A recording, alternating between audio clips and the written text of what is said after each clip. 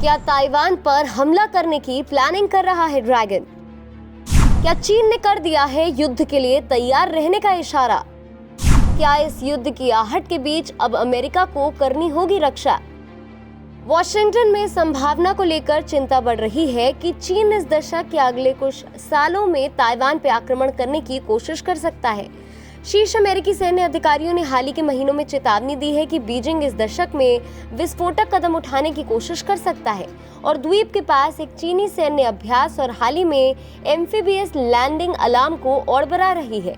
इसके साथ ही हाल ही में चीनी सेना ने ताइवान के खिलाफ प्रोपेगेंडा वॉर छेड़ते हुए धमकियों भरे पोस्टर और वीडियो जारी किए थे, जिसमें ताइवान को चीनी भाषा में युद्ध के लिए तैयार रहने की धमकी दी गई थी। इस सब के बीच पेंटागन के शीर्ष जनरल ने गुरुवार को आगाह किया कि चीन का ताइवान पर आक्रमण करना असाधारण रूप से बेहद बड़ा और मुश्किल ऑपरेशन होने वाला है। जॉइंट चीफ्स ऑफ स्टाफ के अध्यक्ष जनरल मार्क मिले ने सीनेट समिति को बताया, अगर आप ताइवान पर सैन्य आक्रमण के बारे में बात कर रहे हैं तो एक द्वीप पर कब्जा करने के लिए एक बड़े सैन्य बल के साथ ताइवान जलडमरू माध्य को पार करना, यह एक असाधारण रूप से जटिल और कठिन ऑपरेशन है। यह करना बहुत ही मुश्किल काम है, लेकिन मैं आपको आश्वस्त कर सकता हूं कि हमारे पास क्षमताएं हैं।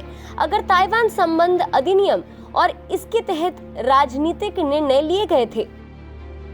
अमेरिका अपनी दशकों पुरानी नीति के तहत ताइवान के प्रति रणनीतिक अस्पष्टता बनाए रखता है।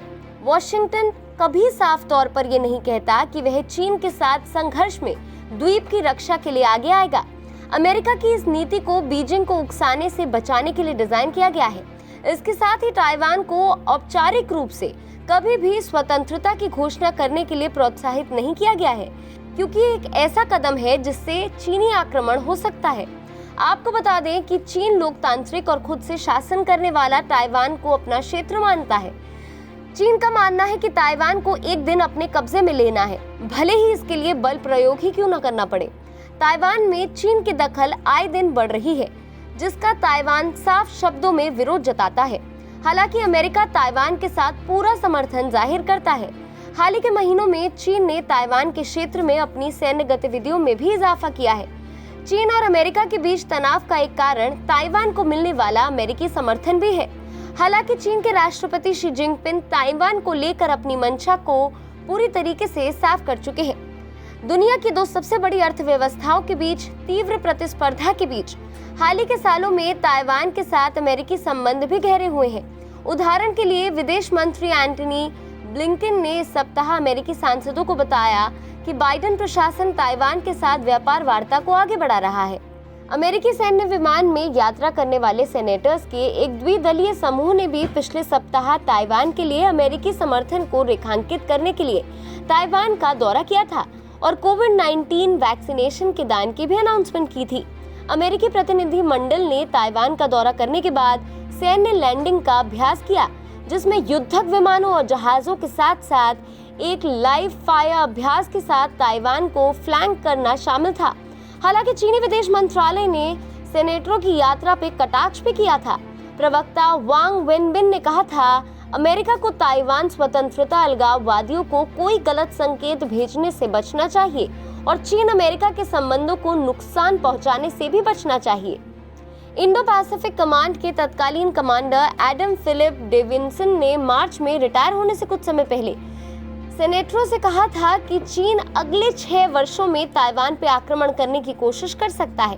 कुछ हफ्ते बाद डेविंसन ने उत्तराधिकारी एडम जॉन एक्विलिनो ने विशेष रूप से 6 साल की समय रेखा का समर्थन तो नहीं किया, लेकिन सेनेटरों से कहा कि यह समस्या हमारे विचार से कहीं ज्यादा करीब है।